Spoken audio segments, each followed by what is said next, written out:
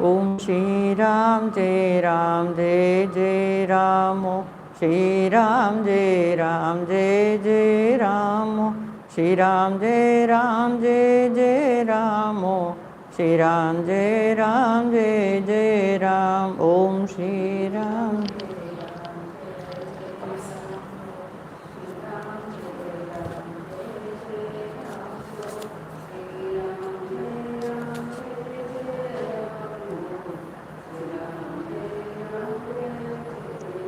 Om Shri Ram Jai Jai Ram. Shri Ram Jai Jai Ram. Shri Ram Jai Ram. Om Shri Ram.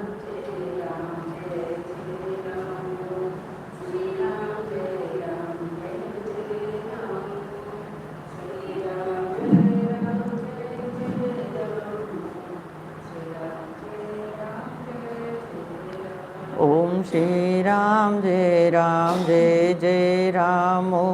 Shri Ram Jai Jai Ram. Shri Ram Jai Ram. Shri Ram Jai Ram. Om Shri Ram Jai Ram. Om Shri Ram Jai Jai Ram. Shri Ram Jai Jai Ram. Shri Ram Jai Ram. Shri Ram Jai Ram. Om Shri Ram Jai Ram.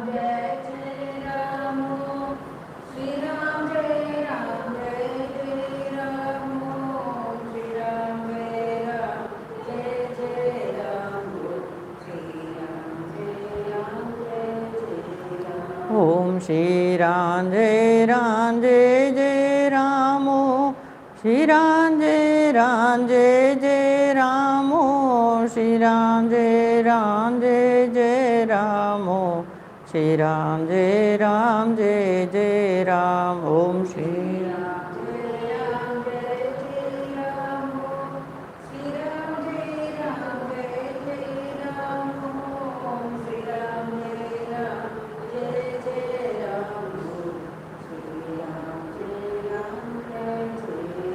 Om Shri Ram Jai Jai Ram. Shri Ram Jai Jai Ram. Shri Ram Jai Ram. Shri Ram Jai Ram. Om Shri Ram Jai Ram.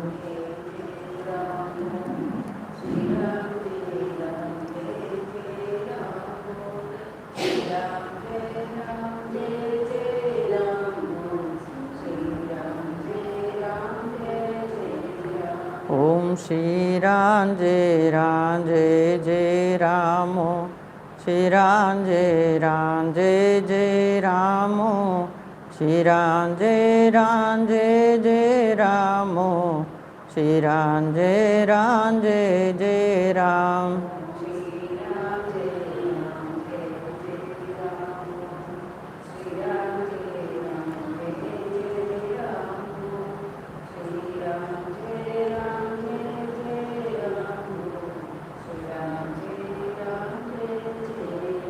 Om Shri Ram Jai Jai Ram.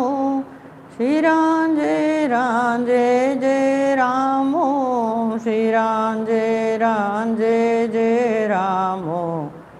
Ram Jai Jai Ram. Shri Ram Jai Ram. Om Shri Ram Jai Ram.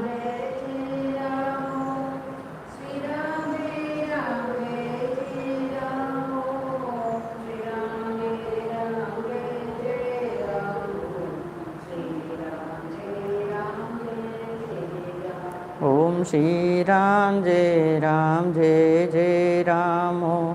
Shri Ram Jai Jai Ram. Shri Ram Jai Jai Ram. Shri Ram Jai Ram Jai Jai Ram Om Shri Ram Jai Ram.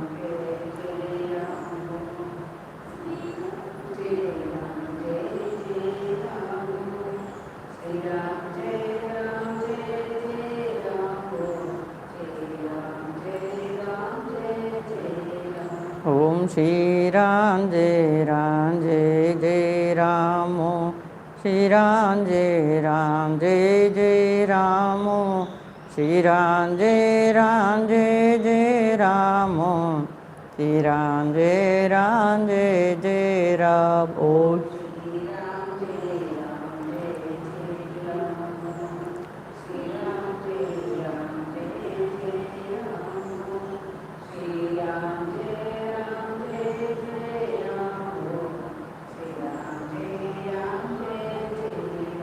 Om Shri Ram Jai Ram Jai Jai Ram Om Shri Ram Jai Ram Jai Jai Ram Om Shri Ram Jai Ram Jai Jai Ram Om Shri Ram Jai Ram Jai Jai Ram Om Shri Ram Jai Ram.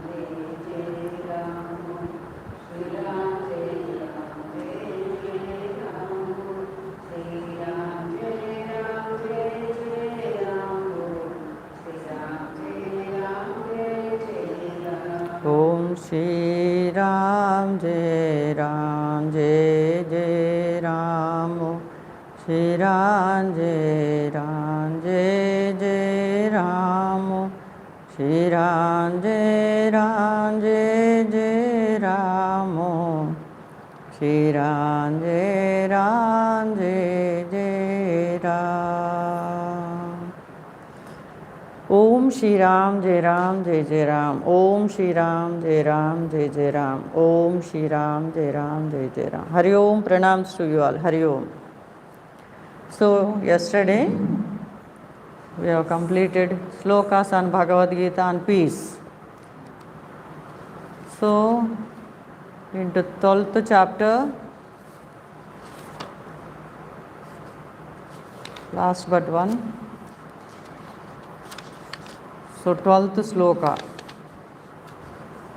So beautifully it was brought out. The question, what is happening to my sadhana? What is happening to my mind? So by doing work, is it getting better and better? Is it getting purer and purer? Is it getting closer to the self that is behind? So these questions we should have.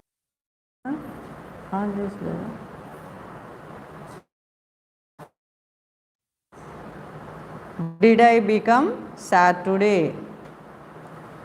So what is my true nature? My true nature is Shantam, Anandam, Sat Chitta Ananda Swarupam. We forgot. So anything comes to the mind. Happiness and sadness comes to the mind. We think it is coming to us, but we are the substratum.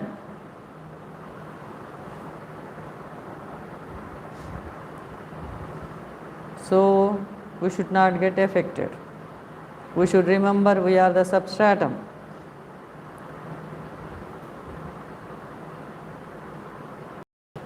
All pictures are coming and going, like in the screen. So we should be able to watch that. And whenever there is a sadness is going to enter, what we have to tell ourselves? Santoham, I am the peaceful self. Anandoham, I am the Ananda Swarup. Sat Chitta Ananda. So like that we should remind ourselves. So we should never allow sadness to enter into our mind, because sadness is like a virus, like a poison. Because of sadness or sorrow, what happened to Arjuna? He got attachment, moha, then deluded, mind got clouded. So that is what happens. So in our life also we should try. Did I become sad today? Like a checklist we should make, and every day we should check ourselves. Second one is, did I lose my equipoise? Samatvam. Lord mentions in the Bhagavad Gita, Samatvam Yoga Uchyate. In all pairs of opposites. Am I able to maintain my equipoise? Then third point, did I encourage a negative thought or emotion? Did I encourage a negative thought or emotion? We should never allow negative thoughts to enter. Immediately replace with a positive incident, positive thought. Negative will create a hesitation in the mind. So if we want peace, we should not encourage negative thoughts or negative emotions.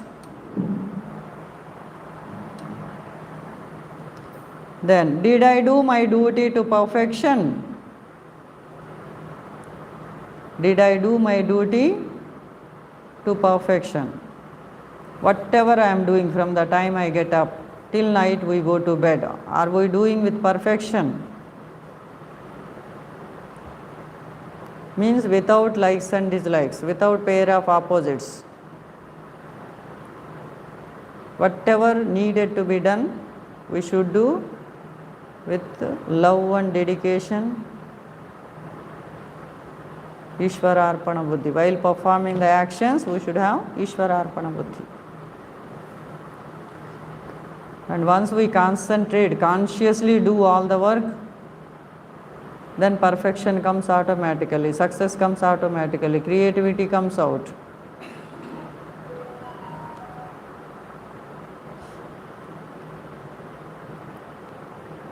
Perfection itself is moksha.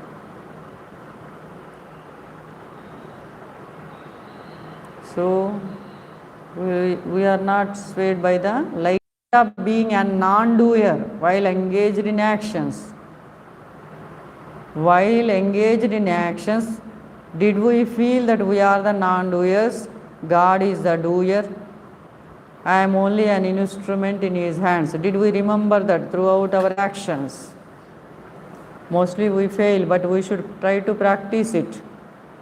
Day by day, improvement will come. In all our activities, we should try to remember that the God is the real doer. If there is no life in me, can we do anything? Is it possible? No. It is the subtle mysterious power expressing in the form of life is doing everything within and without. Within, what all is going on? Breathing is going on, blood circulation is going on, digestion is taking place. Did we do anything, or is it happening? All are happening. All are happening when we are alive, means that subtle mysterious power is there. In dead body, though all organs are present, no activities are going on. So can we say we are doing it, the breathing? No. It is happening because when we sleep also the breathing continues. So we should remember we are.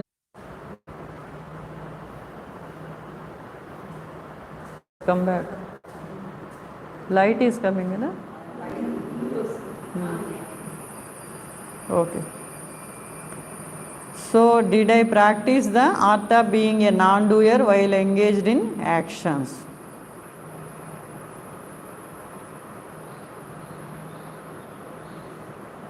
So, doership comes, enjoyership comes, then all confusion starts. If we think we are the doers, then strain, tension, all will arise. If we think God is the doer, we don't get affected, we become free.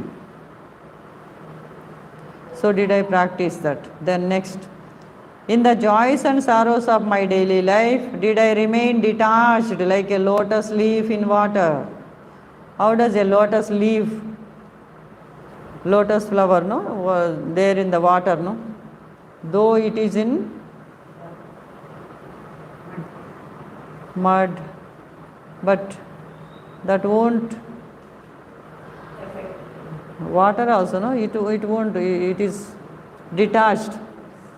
So like that, joys and sorrows of my daily life, whatever pairs of opposites are coming, could I make? Did I practice meditation today? So every day we need to practice abhyasa, meditation. Meditation should bring us this peaceful state, non-doer state.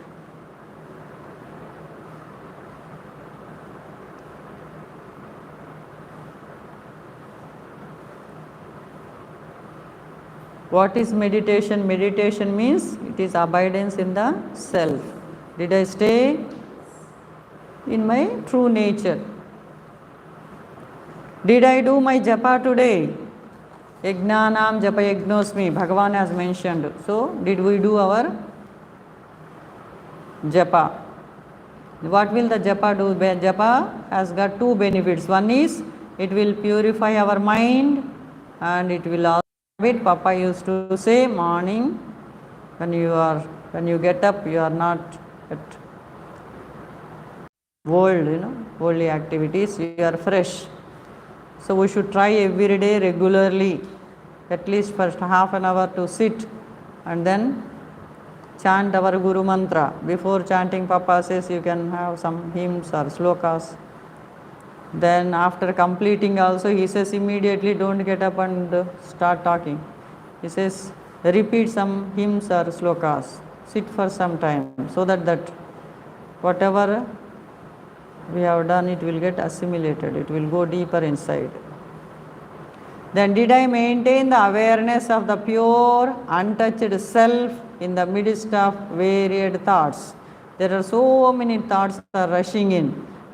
Did I remember that I am the pure, untouched, unaffected self, the Atman, in the midst of the thoughts? Or did I just got involved in the thought and gone? Did I maintain a awareness of the pure, untouched self in the midst of the varied thoughts?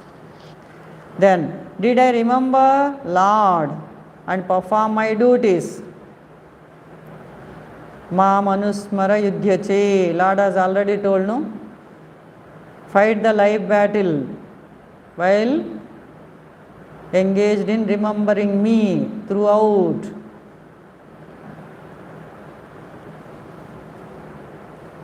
Did I do that? So whatever my duties I am performing, family, profession and society, so we should remember God, then do all our duties. Did I offer all actions of the day unto the Lord? So whatever I am doing from the time I get up till night we go to bed, are we offering everything to the Lord or keeping with us? So whatever we do, we should offer at His lotus feet, because He is the doer, because of His power. It is He who is facilitated me to do this, and the power to do is His. Everything belongs to Him. We came empty-handed from mother's womb. Even the act of doing is done by Him only, through Him only. So I am only an instrument in His hands. Did we remember that? So did I practice? Did I offer all actions of the day unto the Lord? Next, did I practice seeing Lord's vibhutis everywhere?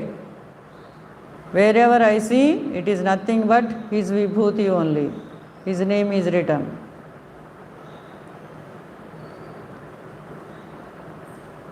So did I see the Lord's vibhutis in the varied manifestation? Did I practice being an instrument in the Lord's hand? Nimitta matram bhavasavya sachi. Did I practice being an instrument in the Lord's hand? Did always remembering, O Lord, you are everything, I am nothing. It is you who is doing through this instrument. All my activities are done by you. All my thoughts, words, actions, everything is done by you. You alone. I am only an instrument in your hands. So did we remember that? Did I practice being an instrument in the Lord's hand? Next point. Did I practice the chosen nectarian values that will make me dearer to the Lord? Chapter number 12 from sloka number 13 to 28, 8 slokas are there. So there Lord has described who is his dearest devotee. Did I possess all those things? Did I practice all that values which are mentioned in Srimad Bhagavad Gita? Did I practice differentiating the kshetra from the kshetrajna? Kshetra is the body and kshetrajna is the indweller. So did we separate it? Did I remain an uninvolved witness of the play of the three gunas? Sakshi bhava throughout my thoughts, words and deeds. Did we remember and play? We are throughout, did we remember that we are the witness, Sakshi, the play of three gunas. All activities are going on because the play of the three gunas. So did we become a Sakshi or got involved and entangled? Did I chant the Gita chapter 15? Chapter 15, they say every place, they chant before food. Why they kept before food? Because food we never miss it usually. So like that chanting chapter 15 we should never miss it. Purushottama Prapti Yoga. Even Papa told Mataji after realization to practice Purushottama Yoga. Did I conquer desire, anger and greed through self-control?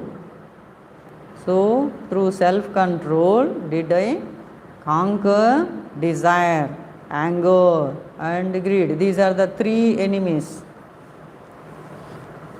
So, through self-control, we need to conquer them and develop compassion and charity respectively.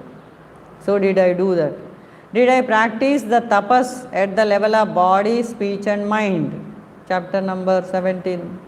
3 slokas. What is body, speech and mind? Tapas, it is mentioned. So did I practice that? All 3 levels.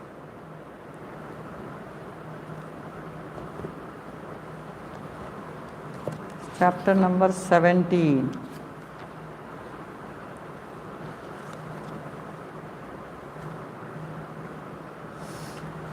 Okay, we'll see later. Did I perform actions as a sattvika karta? Then did I hold on to the spiritual vision, Lord Krishna, and act accordingly? Arjuna, like Arjuna,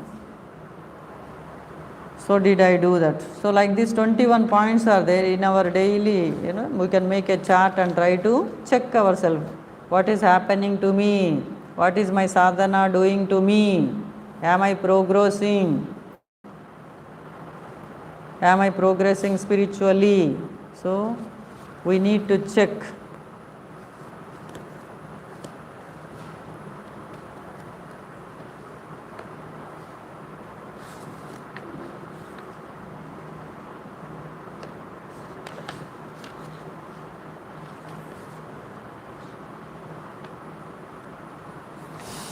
So this is how the points, if it helps, we can try to practice it.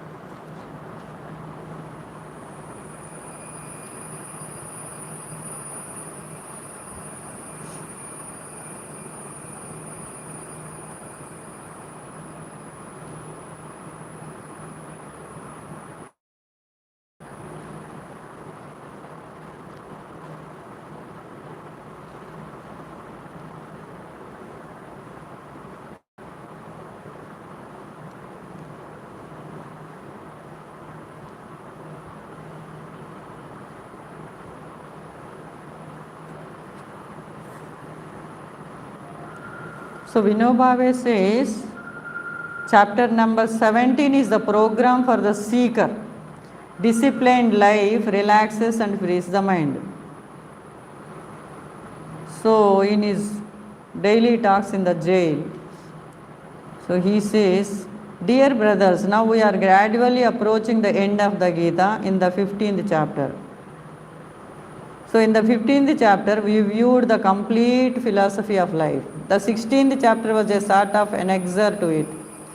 In the human mind and in the society, which is its image, a struggle between two types of tendencies, two ways of having or two types of human nature is continuously going on.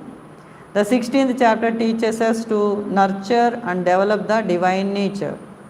The 17th chapter is the second annexure. It can be said to contain Karya Krama Yoga, the yoga of daily program. The yoga of daily program. In this chapter, the Gita has suggested a daily routine. This chapter deals with the program for the seeker. Daily routine is mentioned. Chapter number 17. If we want our mind to feel relaxed and happy, we should have discipline in life. If we want our mind to feel relaxed and happy, we should have discipline in life. Our daily living should follow a well thought out pattern. It is only when the life proceeds within particular preset bounds in a disciplined way that the mind can be free. A river flows freely, but its flow is bounded by the banks. If it were not so bounded, the water would run in different directions and go waste. If the water, there is no banks, so it will go anywhere, then it won't be useful. If it were not so bounded, the water would run in different directions and go waste. Let us keep the example of the Gnani before our eyes. The sun is the preceptor of the Gnanis. The Lord has said in the Gita that he taught Karma Yoga first to the sun and Manu. Manu is the thinking man and learned it from the sun. The sun is free and independent. The secret of its freedom lies in its regularity. Sun God, regularly he comes.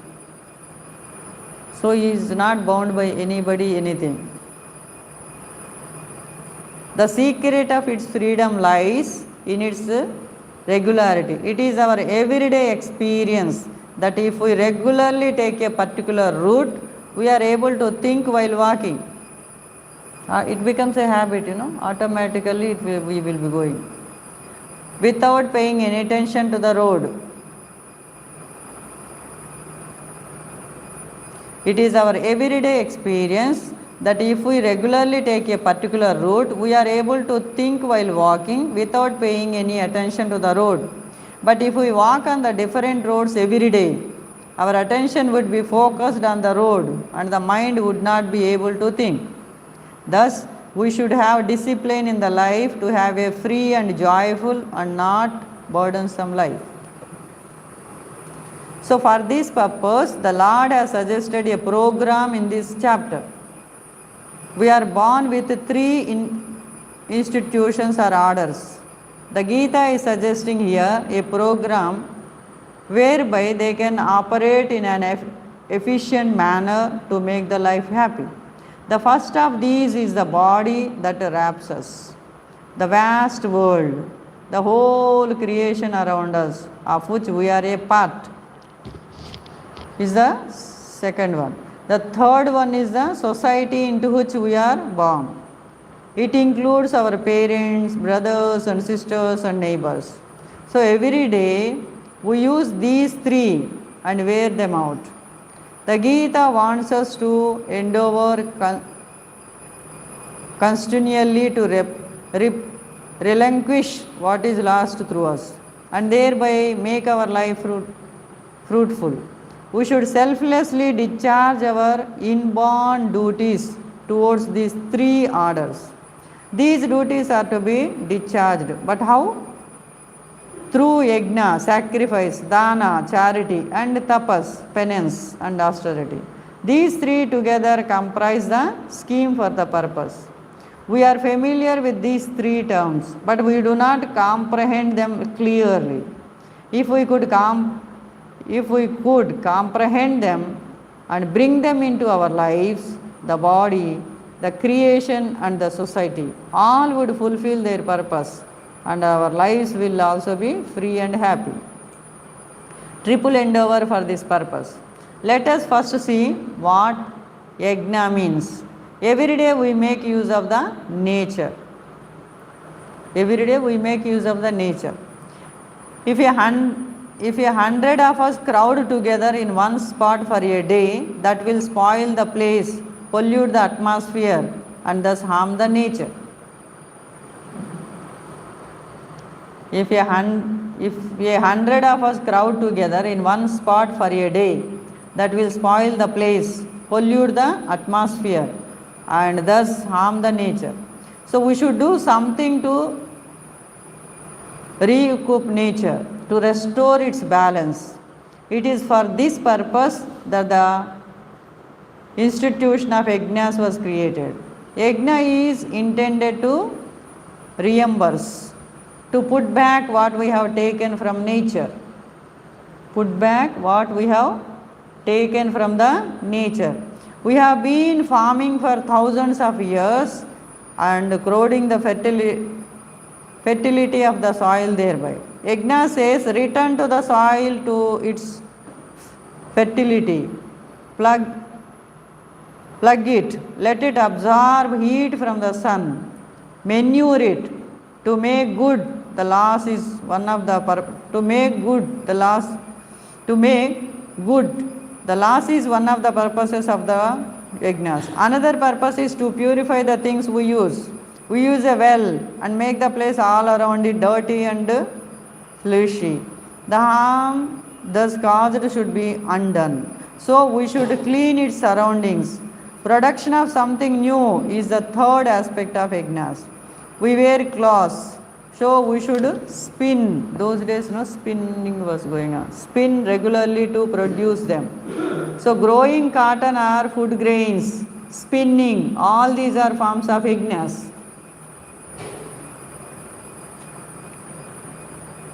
Whatever we do as yajna should not have any selfish motive behind it.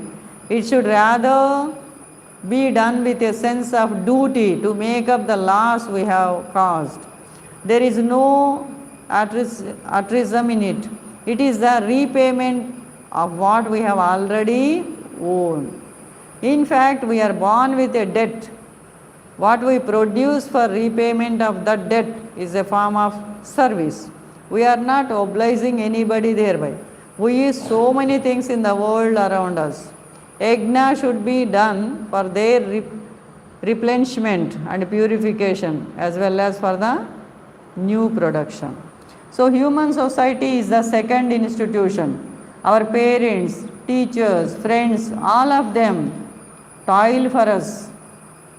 Our parents, teachers, friends, all of them toil for us. Dana has been prescribed to discharge our debt to the society. Dana too is no altruism. We are already highly obliged to society. We were totally defenseless and weak when we were born. It is the society that looked after us and brought us up. We should therefore serve it. When we serve others without taking anything in return, that is altruism. But we have already taken much from the society. The service that is rendered to repay that debt is dana. Dana means contributing to the progress of mankind. Dana means contributing towards the progress of the mankind. While yajna means working for the replenishment of nature's laws, replenishment of the nature's laws, repayment of the debt to society through exerting oneself physically or through money or some other means is dana. So, yajna, dana, tapasu. The third institution is the body. It too gets worn out daily by our use. So, we daily use our mind, intellect and organs. Tapas has been prescribed to remove the defects of distortions that arise in the body and to purify it. Thus, it is our duty to act in such a way that these three institutions, nature, society and the body, nature, society and the body, function smoothly and efficiently. We create a number of good or bad institutions, but these three have not been created by us. We did not create our nature, society and the body. We create a number of good or bad institutions, but these three have not been created by us. They have already been given to us. They are natural, not man-made. Nature, body and society are not man-made. They are natural, not man-made. It is our natural duty to replenish through yajna, dana and tapas. The wear and tear in these three orders. If we follow this, our whole energy will be harnessed for this purpose. No strength will be left for anything else. All our strength would be consumed for the sake of these three institutions. If we could say like Kabir, O Lord, I am returning this shawl given by you without soiling it, mile each other. That would be a matter of fulfillment for us. But for this, the triple program of yajna, dana, tapas must be followed. Here we have regarded yajna, dana and tapas as if they were different entities. But in fact, they are not so. Nature, society and the body are not completely distinct entities. So, society is not something outside nature, nor is the body outside it.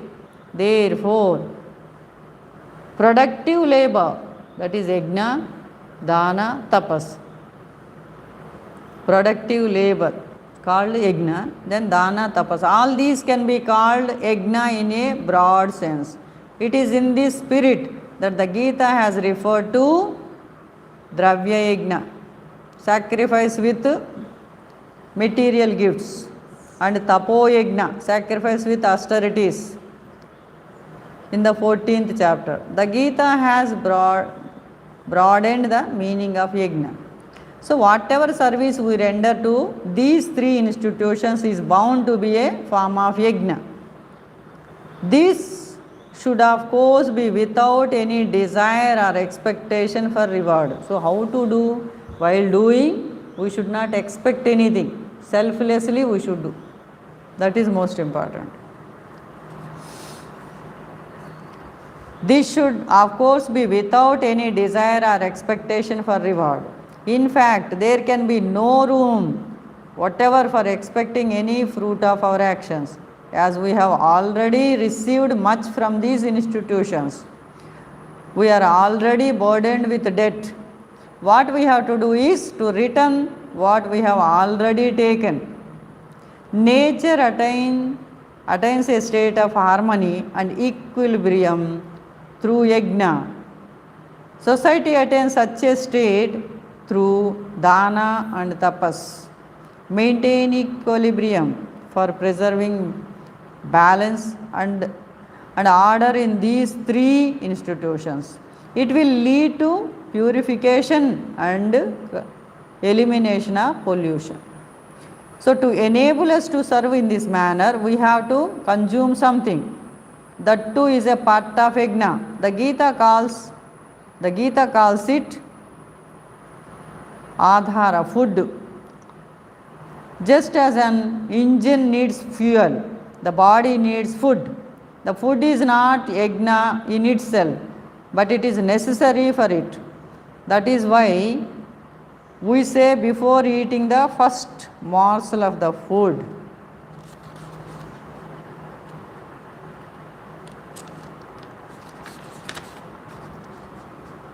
this is not for fulfilling the belly, it is an act of yajna. Eating is an yajna. It is not just to satisfy my hunger.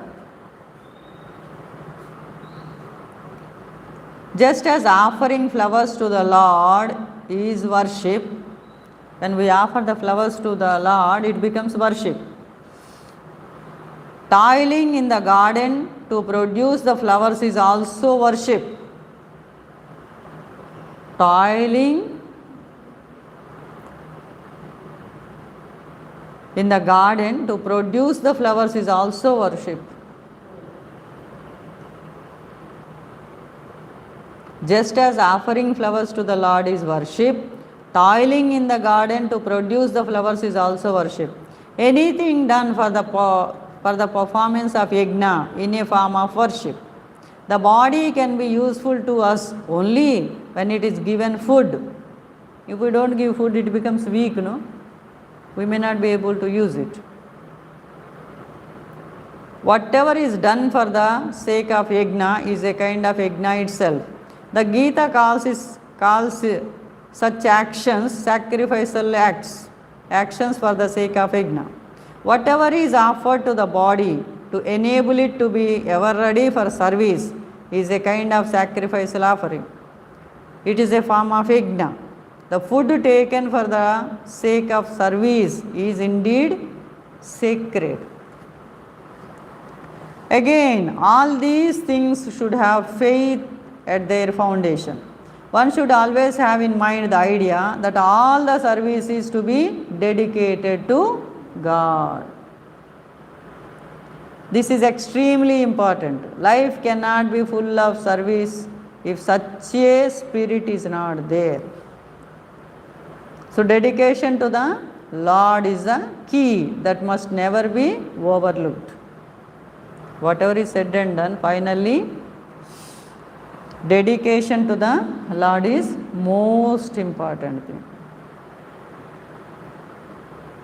Again, all these things should have faith at their foundation. One should always have in mind the idea that all the service is to be dedicated to God. This is extremely important. Life cannot be full of service if such a spirit is not there. Dedication to the Lord is the key that must never be overlooked. Then making sadhana sattvic. But when could we dedicate our actions to the Lord? When can we dedicate our actions to the Lord. Only when they become sattvic, yajna, dana, tapas, all must be sattvic. In the 14th chapter, we saw the principle of making our actions sattvic. In this chapter, the Gita tells us how that principle is to be applied. The Gita is doing this with a dual purpose. The service that is being outwardly rendered to the world in the form of yajna, dana, tapas should itself become the inward spiritual sadhana. Inward spiritual sadhana. The Gita is doing this with a dual purpose. The service that is being outwardly rendered to the world in the form of yajna, dana, tapas should itself become the inward spiritual sadhana. Service of the world and spiritual sadhana should not need two different courses of action. They in fact are not two different things. For both, the efforts made, the actions performed are the same. And such actions are to be dedicated to the Lord in the end. The yoga that combines service, spiritual discipline and dedication to the Lord should be realized by a single activity. So, two things are necessary to make the yajna sattvic. There should not be any desire for the fruit. How can a act become sattvic? When we don't desire for the fruits of the action. There should not be any desire for the fruit, but the actions must result in some fruit. If there is desire for the fruit, the yajna will be rajasic. If it is fruitless, it will be tamasic. So spinning is a yajna, but if you have not poured your soul into it, if there is no concentration of the mind, spinning will be a lifeless and mechanical work. If there is no cooperation from the mind, the work will not be methodical and scientific. Unscientific work becomes lifeless. Tamas creeps into such work. Such work cannot create something excellent. It cannot yield any fruit. Yajna should be desireless, but it must yield the best possible fruit. If the mind is not in the work, if we have not poured our heart and soul in it, it becomes a burden. How can it then yield the best of fruit? If the outward work gets spoiled, it is a sure indication of the lack of expression from the mind. Lack of expression from the mind. Therefore, take to the work from the bottom of your heart and have cooperation from your mind. We must work for the best possible returns to repay the debt due to the creation. Cooperation from the mind is the systematic way to ensure that the work does yield some fruit. Cooperation from the mind is the systematic way to ensure that the work does yield some fruit. In this way, when desirelessness gets ingrained in the mind and systematic and fruitful actions begin to take place, only then the purification of mind will ensure. What is the test for the purification of the mind? How do we test whether our mind is purified or not? What is the test? We should examine our outward actions for that purpose. If they are not pure and well done, we may take it that the mind too is impure. Beautiful way of checking. We should examine our outward actions for the purpose. If they are not pure and well done, any outward action is not well done and not pure, we may take it that the mind too is impure.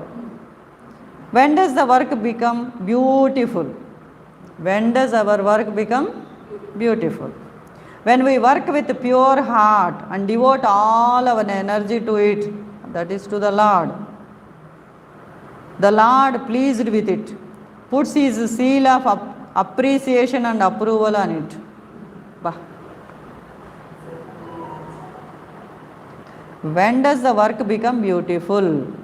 When we work with pure heart and devote all our energy to it.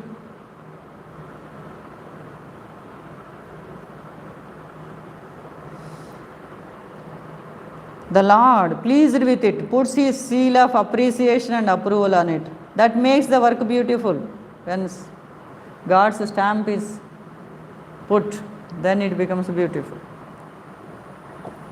So beauty is the divine grace showered on pure and sacred efforts. Beauty is the divine grace showered on pure and sacred efforts. So a sculptor absorbed in carving feels that the beautiful image that is taking shape is not his creation. A sculpture, you know that sizzling.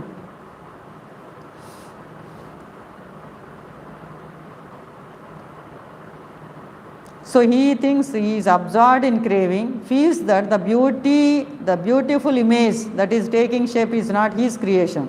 Beauty somehow manifests itself in the image at the last moment. Can divine art manifest itself unless there is purity in the mind? We pour the beauty and purity in our hearts into the Lord's image.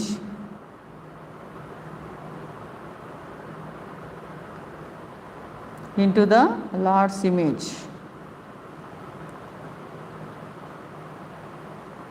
Can divine art manifest itself unless there is purity in the mind? We pour the beauty and purity in our hearts into the Lord's image, and that makes the image holy. That image is but an image of our mind in the concrete form. All our actions are images of our mind. If the mind is pure, the actions too will turn out to be beautiful. So we should judge the purity of outward actions by the purity of mind. The purity of mind by the purity of outward actions. That is how we check our sadhanas. We should judge the purity of outward actions by the purity of mind, and purity of mind by the purity of outward actions. In this connection, one more important point is not to be missed. It is that all the actions should be charged with mantra, with the spirit, with the understanding of their true purport. Actions without mantra are meaningless. While spinning, one should always have the feeling that the yarn is linking him to the pore. If we spin for hours on end, but without this mantra in our heart, then it is all wasted. It would not then purify the heart. Look at spinning. Look at spinning as the revelation of the Lord hidden in the sliver. Then that action will become sattvic and beautiful. It will become a kind of worship, a sort of sacrificial service. Then that thin yarn will link you to the society, to the people, to the Lord. Yashoda saw the whole universe in the mouth of child Krishna. So you too will see the universe in the thin yarn when it is charged with the mantra. So whatever work we are doing, we should do while chanting the mantra. We all must have remembered, no, mantra has got such a powerful this thing. This all of us know. So once, that one mother, she used to make cow dungs every day and put it. So somehow the other one lady has taken her cow dung cakes. Then she complained. Then they asked, how can we recognize? She also makes it. So whose is what? How can we make out the cow dung? It belongs to you. How can you see? Then that mother says, you take the cow dung, please hear the sound. Mantra sound will be there. That is how they checked. So some cow dungs which belongs to this mother who was doing the cow dung cakes with mantra, so that was the chanting was heard in that cow dung. So whatever work we are doing, mantra chanting should go on. We should add the mantra chanting.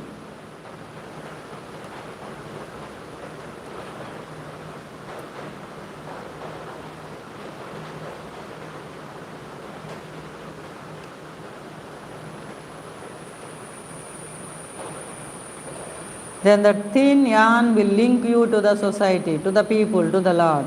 Yashoda saw the whole universe in the mouth of child Krishna. You too will see the universe in the thin yarn when it is charged with the mantra. Any work charged with mantra, we feel the presence of the Lord.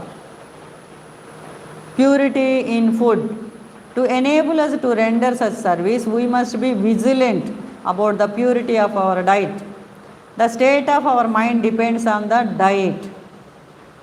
The state of mind depends on the diet. Very, very important point. We should remember. We should take food in regulated and measured quantity. Regulated and measured quantity. How much we eat is more important than what we eat. How much we eat is more important than what we eat. It does matter what food we choose to eat, but it matters even more that it is in the right measure. So the food, whatever you want, you should not take measuring. Whatever we eat is bound to have its effect. Why do we eat? To enable us to render the best possible service. Eating too is a part of the yajna. We should eat because it is necessary to make the yajna of service yield fruit. Look at the food with this feeling. The food should be clean and pure. There is no limit to an individual's efforts for making his diet pure and sattvic. Our society too has made strenuous efforts for the same. So Indian society make existence experiments in this regard for thousands of years. It is difficult to imagine the hardships and penance involved in those experiments. India is the only country in the world where a large number of communities have completely abjured flesh eating. Even non-vegetarian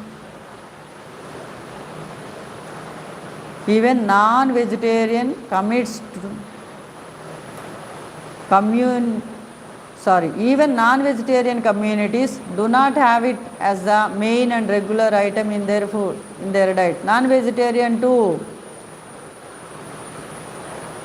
feel that it is unbecoming to eat flesh. They too have renounced it mentally.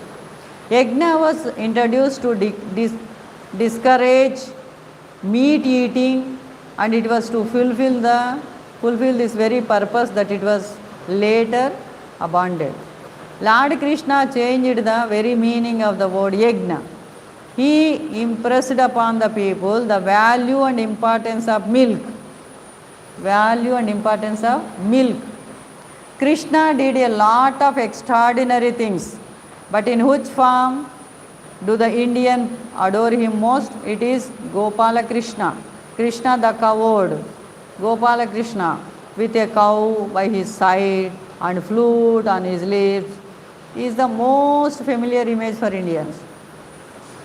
So the great benefit of learning to cherish the cow was that people gave up meat eating. Cow's milk came to be greatly valued and the prevalence of meat eating was reduced. Still, it cannot be said that perfect purity in food has been attained. We need to advance further. Bengalis eat fish, and many people are surprised at this. But it is not right to condemn them on the account. They have nothing but rice in their diet. It does not provide enough nutrition to the body.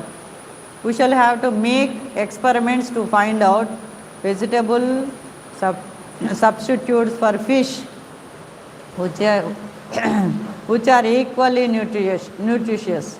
Individuals will certainly come forward for such experiments and make extraordinary sacrifices. So society progresses because of such individuals. The sun keeps burning brightly and that enables us to have the normal body temperature of 98 degrees. Necessary to remain alive. Body is maintained no temperature, otherwise we will go. When the society produces individuals whose non-attachment burns brightly like the sun and they free themselves from the shackles of circumstances and vigorously pursue their ideal. So the ordinary beings like us can have a little detachment necessary in worldly affairs. In this context, I often think of the penance and the sacrifice of the sages, some of whom must have even laid down their lives to end the practice of flesh eating prevalent at that time. So many people tried. We have collectively achieved this much. We have reached this point in making our diet pure and sattvic. We should not lose what our ancestors attained through untold sacrifices. So we should not let go this achievement of Indian culture. It is not enough that we somehow manage to exist. That is easy. Even animals live likewise. Are we like them? No. There is a difference. Cultural development lies in uncreating this difference. Our country carried out the great experiment of giving up flesh eating. Then let us examine it. At least we should not slip below what has already been achieved. So we'll stop here, then we'll continue. So what is important for our sadhana through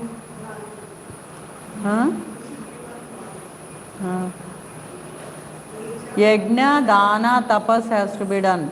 It's not that whatever we have taken, we are repaying back. It's not that we are doing it. We should remember we are not doing, we are only repaying it back. We are using. So our payback through yajna, dana and tapas.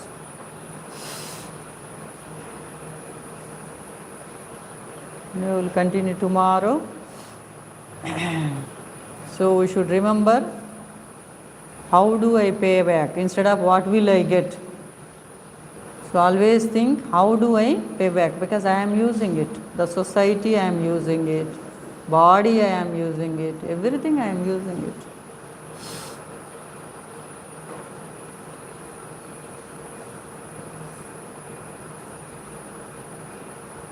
Om Shri Ram, Jai Ram, Jai Jai Ram. Om Shri Ram, Jai Ram, Jai Jai Ram. Om Shri Ram, Jai Ram, Jai Jai Ram. Hari Om, pranams to you all. Hari Om.